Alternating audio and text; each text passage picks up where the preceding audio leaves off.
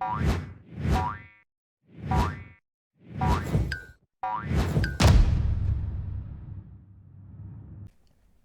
and welcome back to Frogboy X1 Gaming. I'm Andrew and today we're reviewing the Xbox Series S. So I've had this now for a couple of weeks. I have played a pretty decent amount of games on it, both newer games and backward compatible games that I have.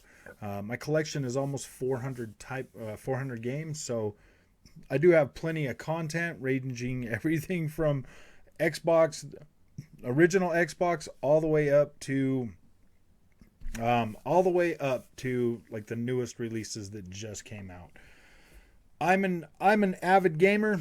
I do have Xbox Series X. I do have PlayStation 5, so I do have a reference point, something to compare those to, as well as this gaming laptop that we'll be using, kind of to illustrate the power and and just where I think Xbox Series S can compete. So, for reference point, this laptop that I got is about as strong as an Xbox One X.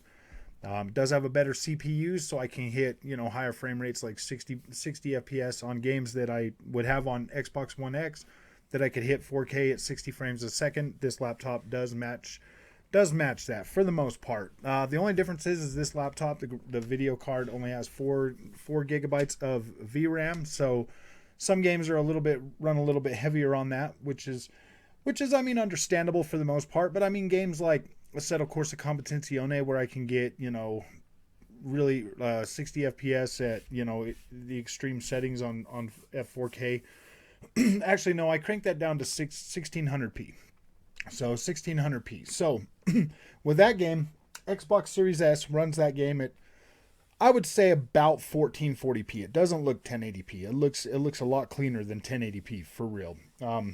And I'm getting 60 frames a second on that as well. Xbox Series X runs that game at 4K with basically all the bells and whistles. It looks really, really good. Performs really great now. And PlayStation 5, I don't have that game on. So I'm gonna probably be comparing Xbox Series S more closely to PlayStation 5 in terms of, there's such a power gap, between the Series S and the PlayStation 5 that I just kind of feel like if you're a PlayStation guy right now and you're looking to get a PlayStation 5 and all you can get right now is an Xbox Series S, I think that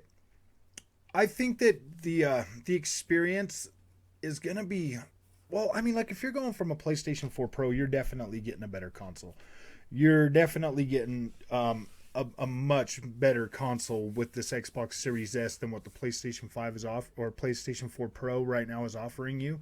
And in a lot of ways, the Xbox One X, the biggest thing that you're going to miss between the Xbox One X and the Series S is going to be your resolution. So this is mainly for people that want to upgrade up to a next-gen console, that want to, be able to play the newer games that are coming out and be able to take advantage of, higher refresh rates. So in all my testing, I can confirm the Xbox One S will in fact run games at 60 frames a second and 120 frames a second.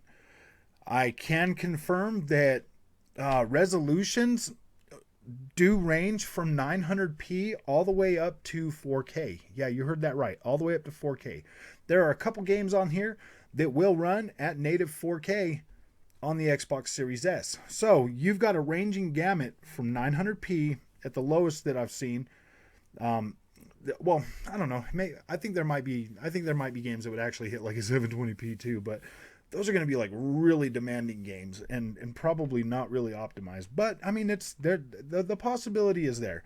So at like a higher frame rates, like 120 frames a second or something, you could possibly maybe get the thing down to like 720p at 120 frames a second. So I can confirm it does run from, it can run from a lower resolution all the way up to 4K. Like I've seen it in action on my own TV, my OLED TV. Now, I have not hooked this up. I do plan on picking up a monitor so I can hook it up and play it native at a lower native resolution, so that I can kind of, see how that's holding up. I've played games from Outriders, Far Cry 6 runs at 1440p at 60 frames a second. That's one of the one of the bigger hits this year that's actually doing like really really good. On Halo Infinite, you're getting 1440p at 30 frames a second, or you're getting 1080p at 60 frames a second. Pretty stable on the 1080p. Pretty decent on the 1440p. It does look pretty decent. You do have Dolby Vision support on your Xbox Series S as well. And yes, it does work, and it does make a difference. Dolby Vision is probably one of the bigger things that I personally feel is a game changer. I think that Dolby Vision's still kind of broken on Halo. HD TV Test also did something confirming that, and like I could already tell when I first loaded it up that the HDR was broken. It just didn't look right. It looked more washed out or whatever. So in a way to fix that, you just put your because I have been playing the Infinite campaign in the Dolby Vision mode, but I set my I turn the darkness down to like 20 or 30. 20, actually I've set it at 25. I settled on 25. It looks better that way. For the most part, if you're coming from a last gen console, if you're coming from a base console, boom, this is a big upgrade.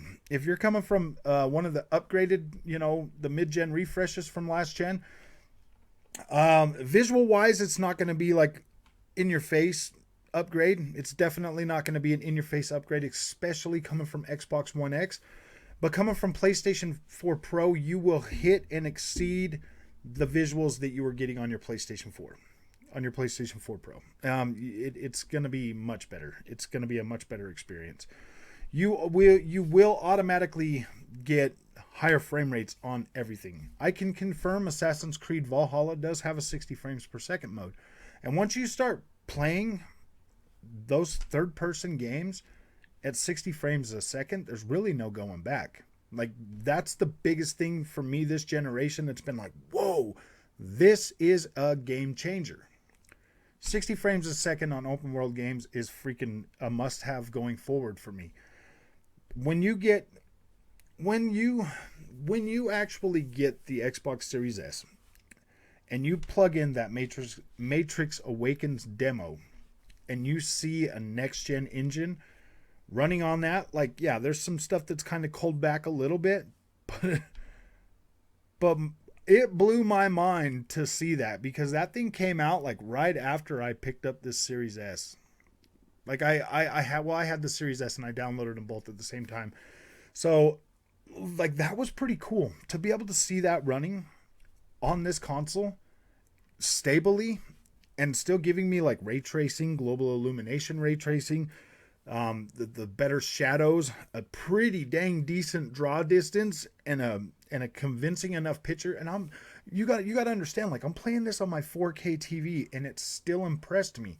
Lower resolutions on a 4K TV, they do kind of tend to, some games are going to look really bad. Some games look fine.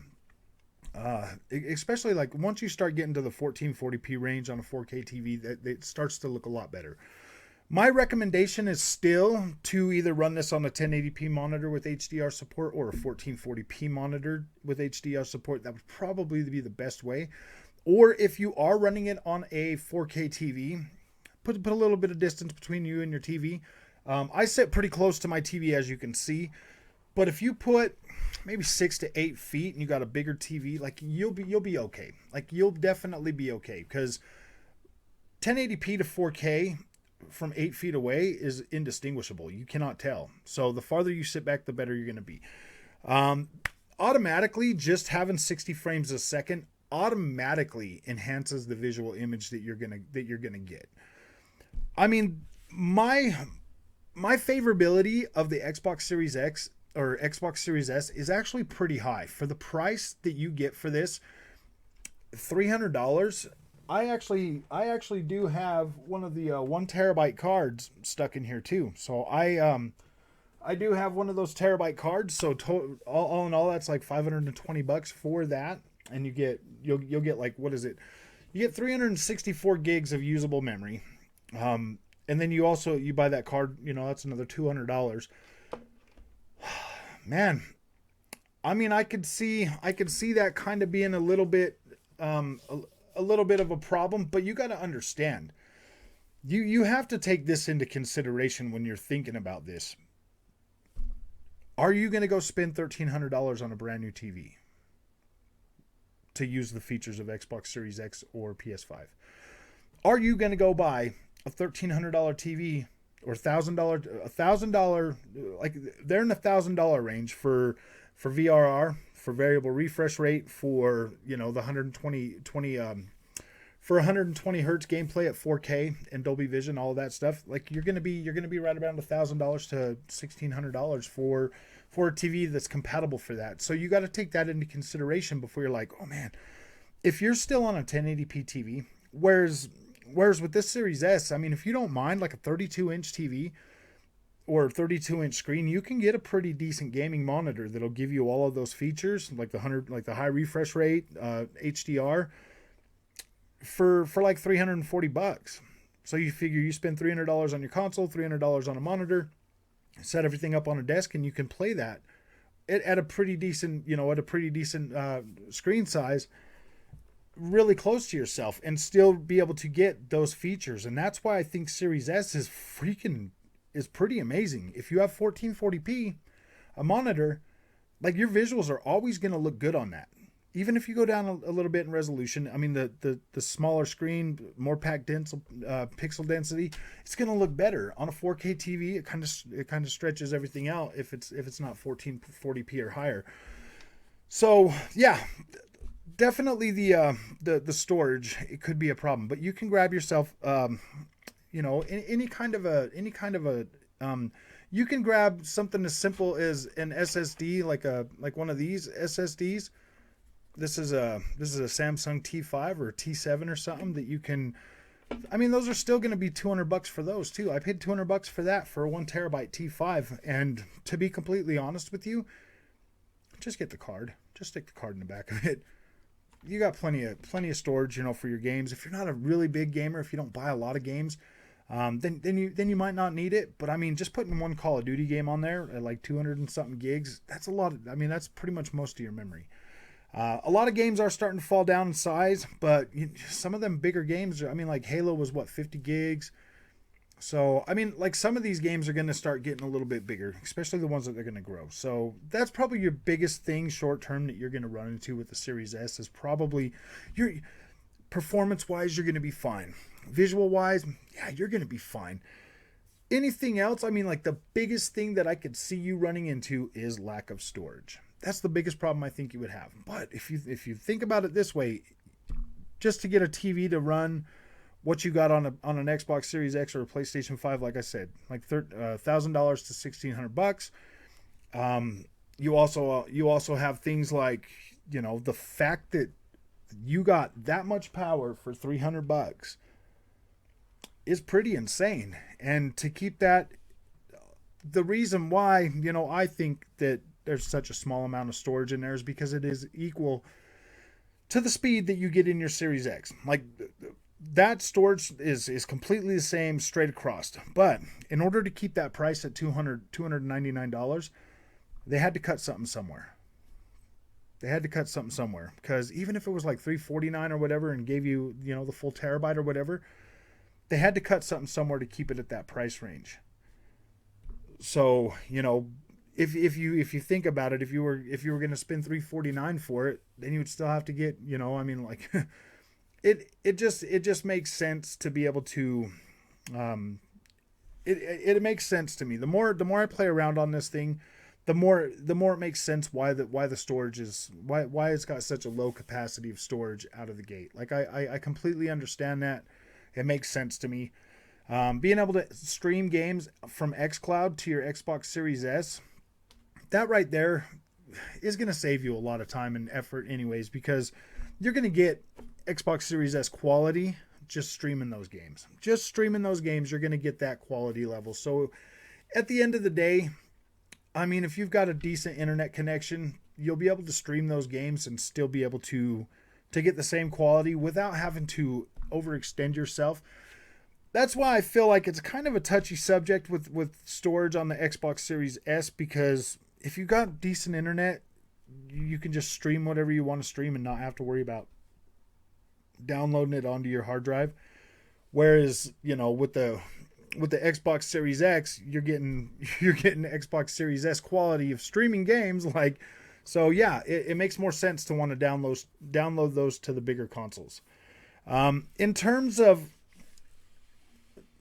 okay, say you're a PlayStation guy. I'm a PlayStation guy.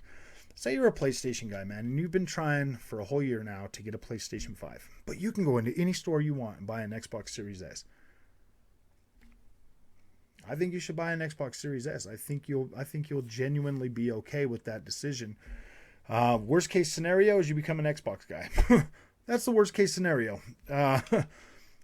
Best case scenario, you get your Xbox Series S. That gets you through for a year or two. Then you get your PlayStation 5 finally, and then you either hang on to it and continue to pay for Game Pass and play those games, and then you've got your PlayStation 5 so that you can go out and buy your games.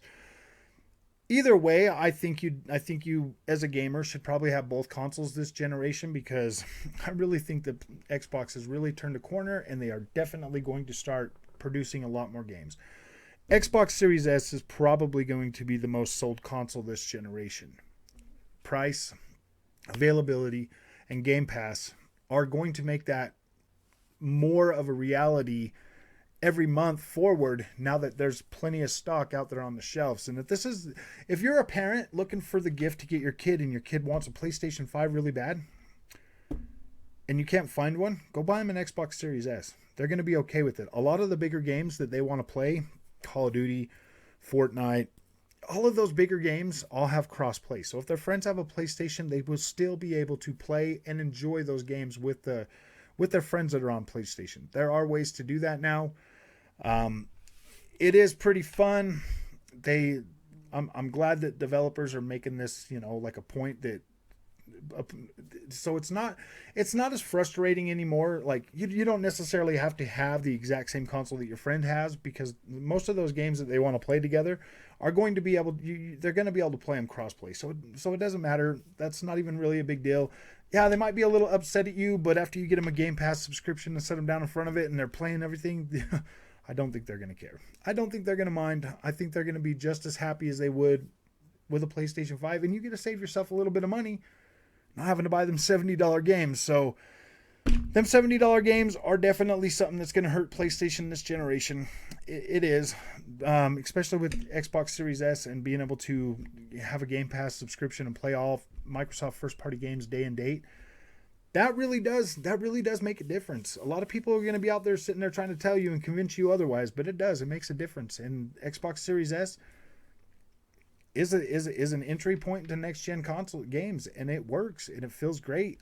All the experience that I've had over the last couple of weeks, I'm glad I picked one up. I really am. I really like that little thing. I think it's great. I'm definitely going to enjoy my time, reviewing games on both the Xbox Series X and S. It's pretty fun. Still love my PlayStation 5 though. I still recommend, if you could find one, pick one up. 2022 is definitely going to be a year for both of these consoles to really shine. So yeah, Xbox is shining right now. Xbox Series S is definitely a contender for a console, especially if you're perfectly okay with 1080p. Yeah, man, this thing is a beast. It is a beast. Literally feels like I'm playing my Series X. Literally feels like that. I will update this review once I get my monitor. I was thinking about going and picking one up today. So once I get that, I'll play around with that for a little while. And then I will definitely update this for you. I'll definitely put out another video confirming or maybe changing my recommendation about that. But as it sits right now, I think native would probably be the best bet. But 4K, sit a few feet back, sit a little bit farther back. And like, you can't tell. When I'm playing at MXGP 2021, like, I literally cannot tell that much of a difference between that game and what the version on PlayStation 5 or Xbox Series X looks like. It looks that good. It's that convincing that it's perfectly fine. Like, I'm perfectly okay with that. So if you like this content, if you found this helpful, don't forget to like and subscribe. Like I said, I'm going to be doing tons of coverage on Xbox Series X or Xbox Series S on this channel going forward.